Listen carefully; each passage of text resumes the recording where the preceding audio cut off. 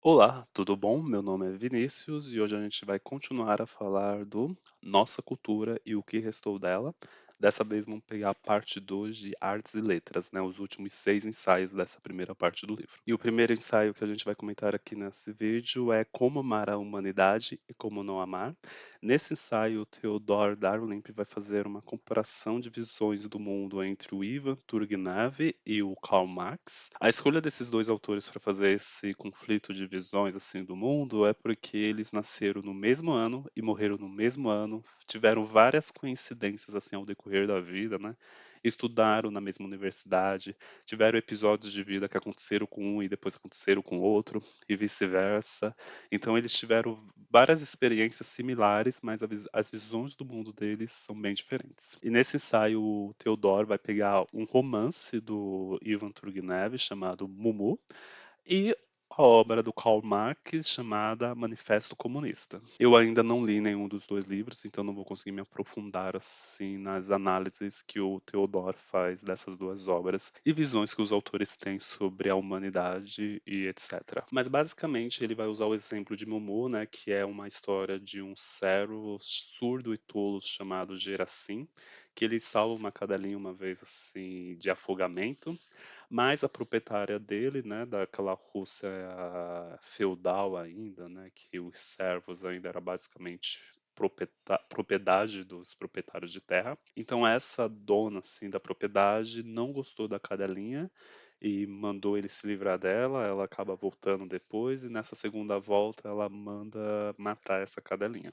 E o próprio Juraci decide cumprir essa ordem, afoga ela no rio que tem aqui e depois foge dessa propriedade e nunca mais volta. O que o Theodore vê nessa história, né, na história, nessas partes que eles colocam aqui no livro, é que o mal, assim, a essência do ser humano, o Turgenev não ignora, né? Ele vê que todo mundo é capaz de fazer o mal. Não é só a proprietária de terra que é tirânica e maligna que ela não é só ela que comete erros, porque as outras pessoas, os outros personagens também tratam Juraci mal. Então os outros personagens que estão no mesmo patamar dele, também são servos, também destrata ele por ser surdo, por ser tolo. Então ele vê isso como uma parte da obra do Turgenev, né? Ele pega questões assim universais assim, e coloca na obra. Ele trata todos os personagens como seres humanos, né, passíveis de erros e acertos, né? Eles não são 100% bonzinhos, nem 100% maus, né? Talvez só a proprietária tirânica, né, pelos trechos do livro que ele coloca aqui, ela deve ser 100% má na história. Que é basicamente ter uma visão de mundo assim que toda pessoa é única, né? Todo personagem é único e também tem complexidades. E o autor assim relembra uma situação onde ele estava na fila assim para comprar um ingresso de futebol e tinha um velho lá surdo assim pedindo dinheiro, né, pedindo esmola. E ele acabou sendo um alvo de zombarias por operários e pessoas assim também da classe operária assim na situação. E ninguém assim acabou intervindo na situação, né, ajudando o velho surdo, né, só a pessoa que já estava com ele. E essas duas pessoas se sentiram constrangidas e se retiraram, assim, né? Se afastaram, assim, do grupo. É só o Theodore reforçando essa visão, né? Que não importa da classe social que a pessoa veio ou de qual meio ela nasceu, ela também pode cometer injustiças, né? E ser cruel. Aí ele também começa a comentar sobre a obra Manifesto Comunista, né? Do Karl Marx, né? Ele até menciona que normalmente é o Marx e o Engels, né? Que é acreditado nessa obra, mas o Theodor diz que a maioria da obra, né, quase inteiramente veio do Karl Marx, né? E ele critica muito nessa obra do Karl Marx as generalizações assim das classes, né? Então, para o Theodor, né, o Marx não via uma pessoa como único, né, como um ser único com que vai cometer erros e acertos, né? Ele vê a classe daquela pessoa, ele vê o genérico, né? Ele generaliza aquela classe social e assim ele coloca um pensamento por trás. E isso acaba criando uma própria desumanização das pessoas, né? Se a gente for parar para pensar, né? Porque você não é só a sua classe social,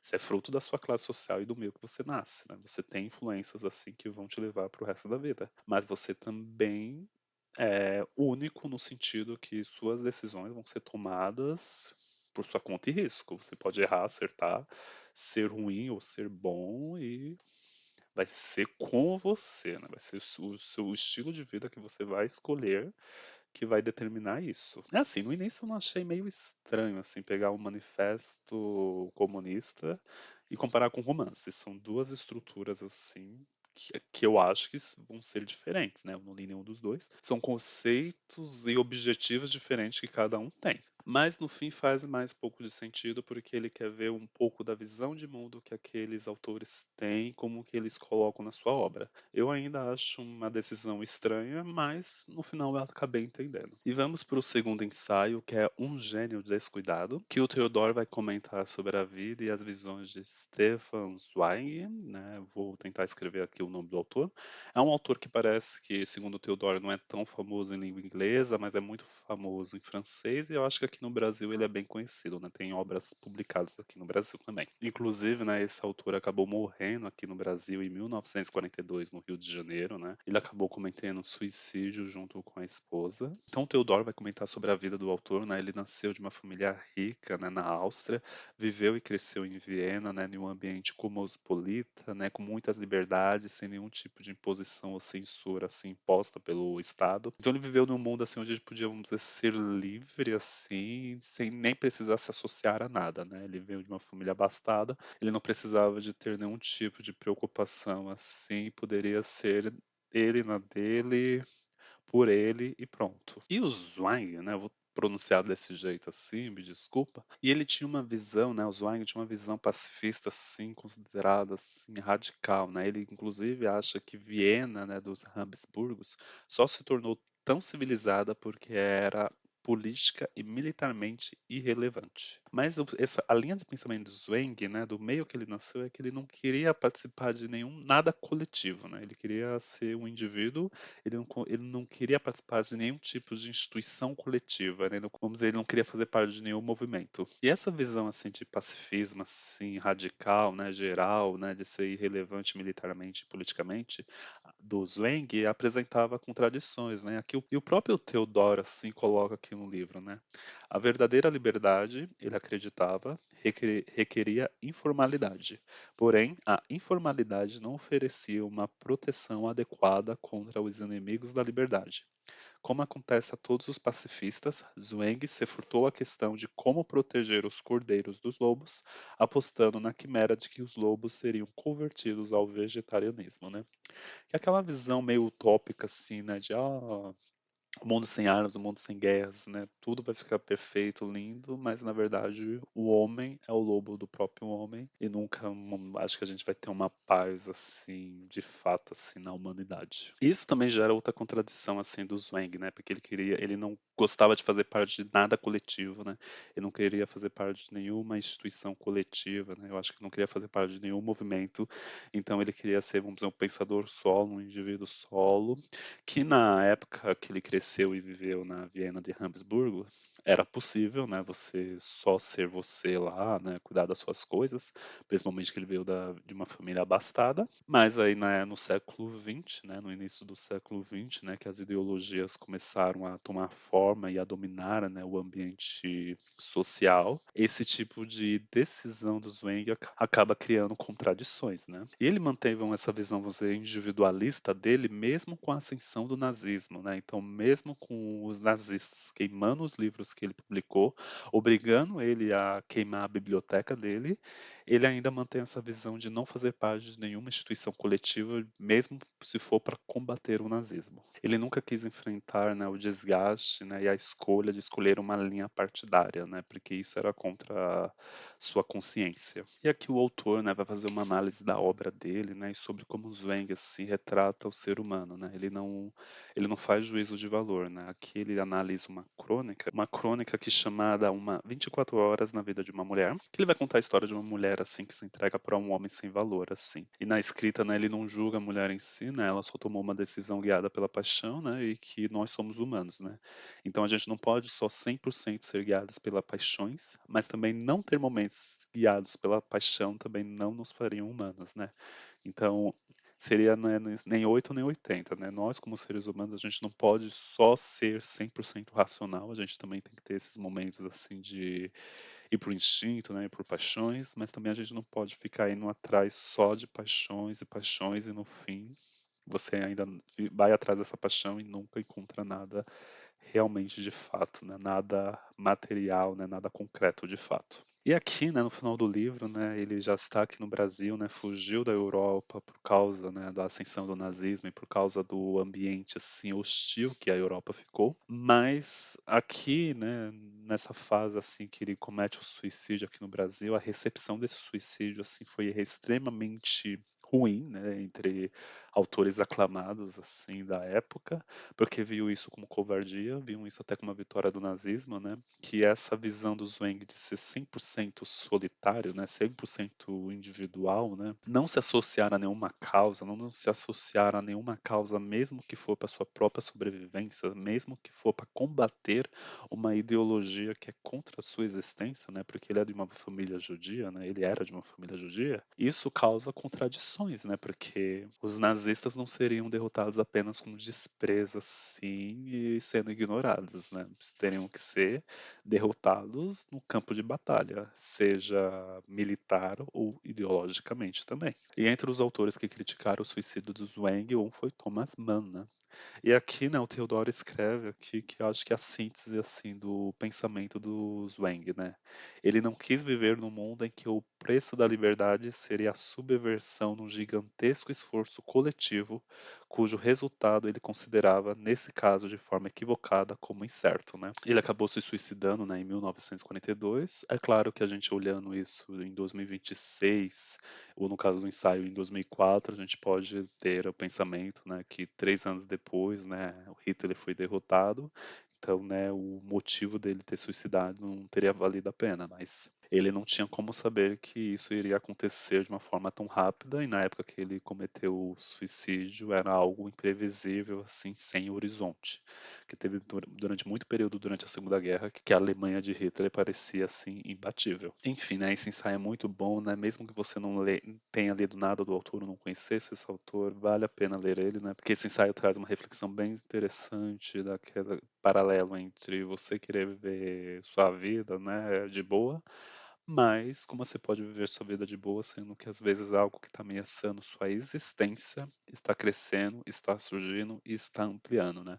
Você não pode simplesmente se isolar, viver como indivíduo, se às vezes precisa também fazer parte de um coletivo para combater aquilo que também fere a sua existência, né? E o terceiro ensaio que a gente vai falar aqui no vídeo é a imaginação distópica, que é basicamente o Theodor falando de distopias, né? E uma coisa que eu reparei, né, que ele comenta, né, que as melhores distopias, né, pelo menos as que fizeram mais sucesso, foram criadas entre os britânicos, né? E que ele faz até um paralelo, né? Porque no início do século XX, né, a Grã-Bretanha era um grande império, né? Era uma grande potência mundial. E durante todo o século XX eles foram perdendo relevância, né? Eles foram perdendo poder, território e por aí vai, né? Um desgaste assim que continua até hoje, basicamente. Então, os britânicos, né, vivendo essa perda relativa de poder durante o século XX, né, lembrando, né, não é que a Grã-Bretanha tenha ficado pobre assim durante o século XX ou até os dias de hoje. Ela perdeu o poder relativo, né? Então, em relação aos seus pares da União Europeia, em relação aos seus pares perante o mundo, né, em relação aos outros países do mundo, eles não cresceram tanto como o resto do mundo. Então, não é como se eles estivessem necessariamente regredindo no nominal, né? É só apenas no relativo. E os britânicos vivendo nessa época assim de perda relativa de poder, eles tinham, né, motivos para criarem futuros distópicos. E a primeira distopia que ele comenta é A Máquina do Tempo do H.G. Wells, né, que é basicamente uma história que acontece milhares e milhares de anos no futuro, onde os humanos, onde a separação de classes criam duas espécies de seres humanos, os Eloi, diurnos, e os noturnos, e os subterrâneos, chamados Merlocks. E o autor comenta, né, as distopias falam do futuro, mas pegam elementos da época que ela foi escrita, assim, e maximiza esses elementos, né? No caso dessa distopia do H. Wells, eles pegam as ideias ultrapassadas assim de eugenia e o darwinismo social que ainda estavam em voga na época que ela foi escrita. E a segunda distopia que o autor comenta é O Tacão de Ferro de Jack London, escrito em 1907, que pega um pouco daquele período da Era Dourada ali dos Estados Unidos, que vem do fim da Guerra Civil Americana até o final do século XIX, que os Estados Unidos tiveram um crescimento contínuo e forte, que os plutocratas, né, essa elite, a fim de proteger suas riquezas, ativam a sua organização fascista, o tacão de ferro, para esmagar o proletariado, né, com desaparecimentos e assassinatos para destruir todas as liberdades constitucionais nos Estados Unidos, né? Essa distopia se passa, como fica óbvio, nos Estados Unidos. E aqui nessa distopia, o Tacão de Ferro, né, o Theodore faz uma provocação, né, que o Jack London, né, odeia o Tacão de Ferro, mas isso não quer dizer que ele ame o proletariado, né? Ele gosta da abstração do proletariado, porque ele coloca aqui uma descrição da história que ele faz desse proletariado, que é algo assim sem humanidade, né? É uma coisa horrível, né? Que o Theodoro até coloca um trecho aqui do Tacão de Ferro, onde o Jack London descreve esse proletariado, e ele até é uma descrição assim horrível, assim, que desumaniza assim a animalesca do proletariado, né? Nessa abstração assim geral do que é proletariado, que no fim que você fica se perguntando assim se o Jack London estava realmente do lado do proletariado ou não, né? E na parte final desse ensaio ele vai comentar sobre o Admirável Mundo Novo do Huxley e o 1984 do George Orwell. E assim, eu li ambos os livros, só que eu não me lembro muito bem do Admirável Mundo Novo. O livro que eu mais me lembro assim foi 1984, porque eu já reli ele várias vezes, porque a primeira vez que eu li ele foi porque a primeira vez que eu li ele foi uma edição em inglês da Penguin, né? Porque foi solicitado em uma aula de inglês que eu tinha. E foi o primeiro livro de fato em inglês que eu li, né? Era aquela versão simplificada da Penguin, né? Eu acho que eles ainda vendem, que dependendo do seu nível de inglês que você está aprendendo, tem lá o número lá que eles suavizam de acordo com o seu nível. E eu me lembro muito bem da leitura desse livro, né? Porque era a primeira vez que eu estava lendo um livro em inglês, mesmo que seja uma versão simplificada.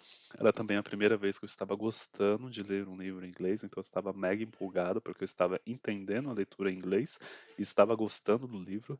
Então, assim, foi uma experiência assim muito boa, assim, maravilhosa. Mas voltando aqui ao Theodore, né, ele comenta sobre o Admirável Mundo Novo, né, como eu falei.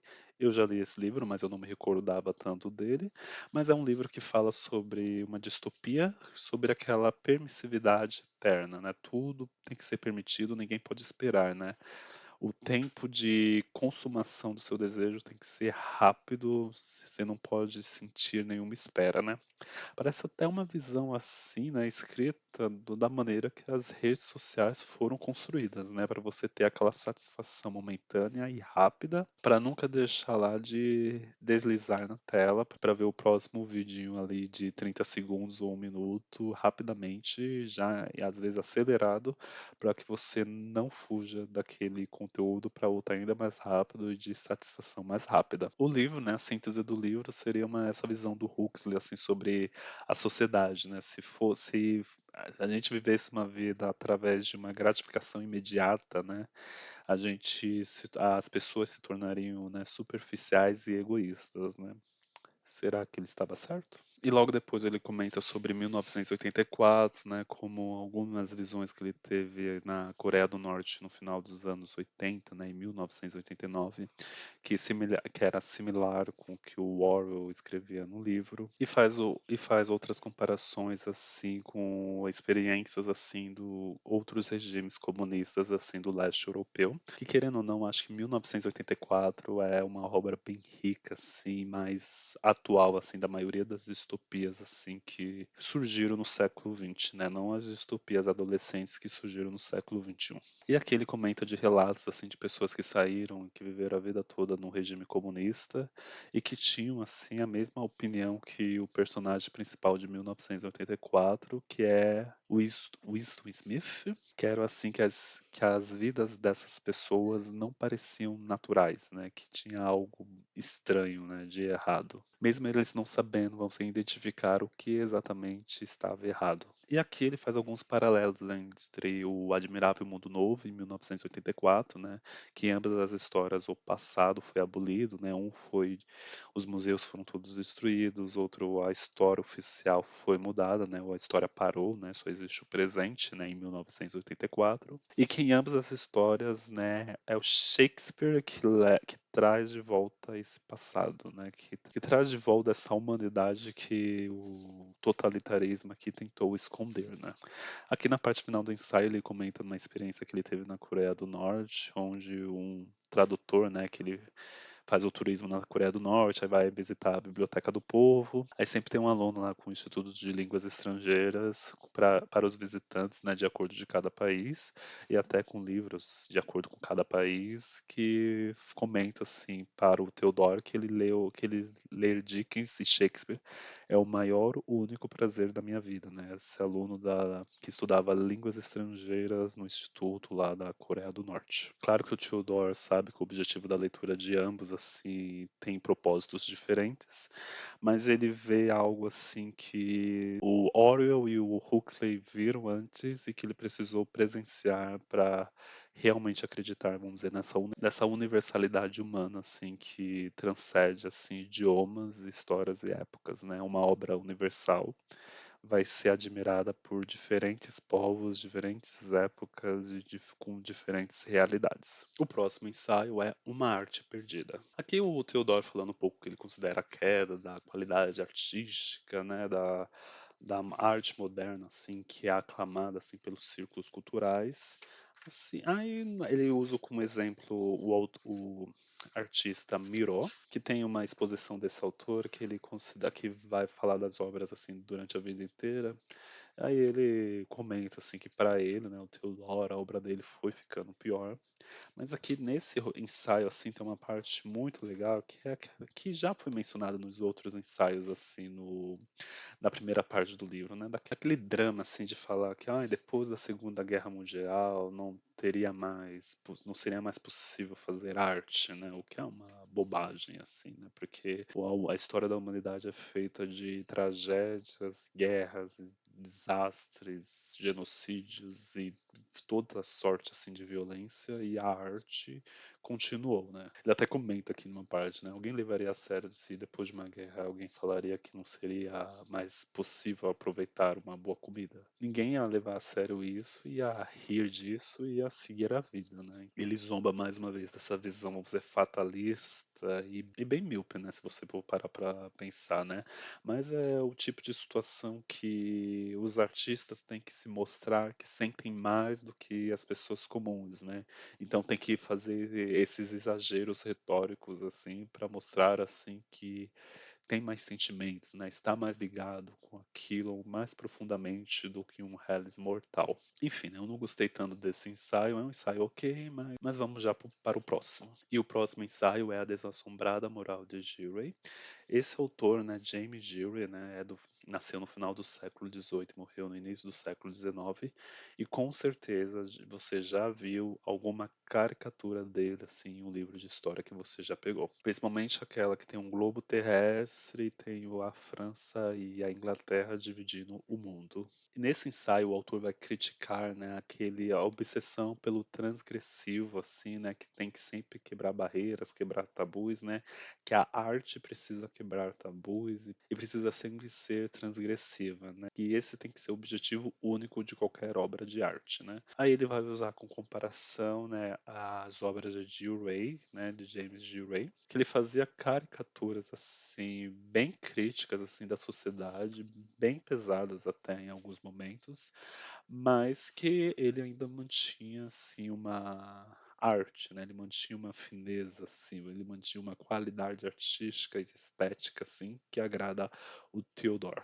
Então o autor vai analisar várias obras aqui desse autor, né, que é ótimo para você ler esse ensaio com o celular na mão, porque aí você vai pegar o título de cada obra, vê a caricatura aí no Google Imagens, aí depois você vai entender melhor a opinião do autor, né, o que ele está comentando aqui, né, que aí esse é o bom da modernidade, né, que a gente não tem muito o que falar desse ensaio, né, basicamente ele comentando a obra do autor, né, falando sobre a acidez que as caricaturas deles tinham, falando também que que pelo menos na época, né, ser zombado por ele, né, em forma de caricatura, era um sinal assim de importância das pessoas, né? Então até políticos e pessoas do governo assim poderosas iam atrás do autor assim para que ele fizesse uma caricatura deles, né? Mesmo que não fosse lisonjeira. Mas a espinha dorsal de todo esse ensaio é aquela obsessão de sempre quebrar barreiras, sempre quebrar tabus, que é uma qualidade fim da arte assim que alguns setores artísticos pregam,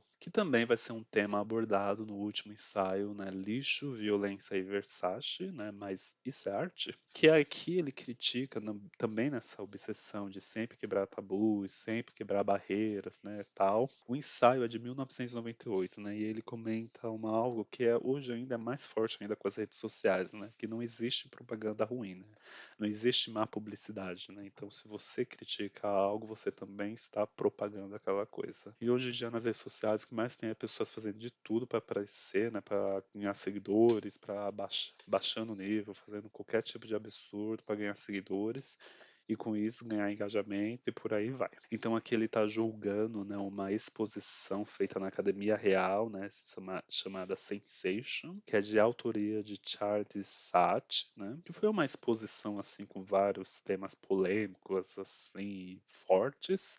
Então ele comenta assim, né, que termos como imundo, nojento, pornográfico, sórdido, pervertido e maligno não poderia ter sido mais perfeitamente calculado no intuito de atrair os britânicos para a Academia Real, né? Porque essa foi uma exposição assim que fez muito sucesso na época aqui em Londres. Ele até comenta no início do livro, né, que os britânicos não ligam assim para a arte moderna, tal, normalmente não aparecem em grande quantidade em exposições de arte moderna, né? Mas essa exposição atraiu bastante atenção dos britânicos e recebeu milhares de pessoas assim durante todo o período da exposição. Aí tem tipo e assim, né? Fazer tudo por atenção não é algo novo nas redes sociais, né? Sempre foi isso assim, vamos dizer nessa época de mídias de massas. E uma dessas obras aqui, né, bem pesada, assim, bem polêmica, é uma do Marcus Harvey, né, que ele pega uma assassina, assim, de crianças e refaz o quadro dela, né, que é a foto da polícia dela, através de mãos de crianças, né, que é algo, assim, que causou muita polêmica, assim, no Reino Unido, causou reações de mães, assim, que tiveram filhos vítimas dela e também de assassinatos em geral ou de outros abusos, que esse tipo de exposição e desse tipo de arte era uma afronta, mas chama atenção, né? Eu fui pesquisar para saber como que era essa obra de arte e provavelmente, se você tiver curiosidade, com certeza você vai pesquisar sobre essa obra de arte. E o Teodoro até conversou com o diretor de exposições da Academia Real, né, lugar que estava tendo essa exposição, como eu falei, e aqui meio que ele não consegue explicar o porquê que aquela obra é relevante assim por si só, né? Ele diz que é para mostrar, né, a exploração das crianças em nossa sociedade, mas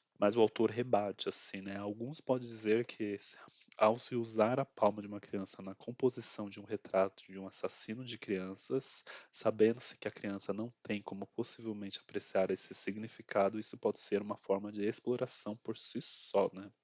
Aí o diretor responde, caso seja insignificante em comparação ao que se passa em nossa sociedade. E assim, né, uma explicação meio vazia, né, se a gente for ver, né, porque ele diz que é para denunciar, mas ao mesmo tempo você usa o assassino de crianças para se autopromover, né. O autor, no caso, né, não o diretor. Mas enfim, né, polêmicas chamam atenção e polêmicas também criam famosos e por aí vai. E até hoje é assim e provavelmente assim vai continuar. E aqui tem uma passagem do autor, né, que Sensation até poderia chocar, assim, né, ele vai comentar aqui sobre outras partes da exposição e tal, mas ele fala que já virou tanto clichê que nem choca mais. Hoje em dia já não chama tanto mais atenção, né? Tempos atrás, qualquer coisinha dessa arte mais polêmica, assim, viralizava e tal e causava comentários. Hoje em dia isso já nem acontece mais com tanta frequência, porque já virou um clichê, então as pessoas já não ligam mais.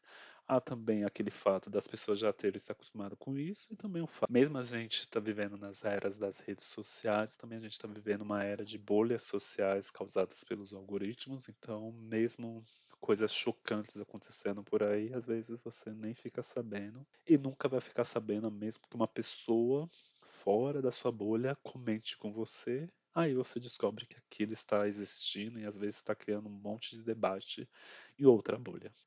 Então encerramos por aqui a primeira parte do livro Artes e Letras, né? Tá sendo um saldo ainda muito positivo, assim, cada ensaio que ele comenta de um autor, de um livro, de uma obra, você fica interessado em ler ela, então a lista de leitura, cada ensaio vai aumentando. Vou deixar o link da playlist dessa leitura. Muito obrigado para quem ficou até aqui. Até!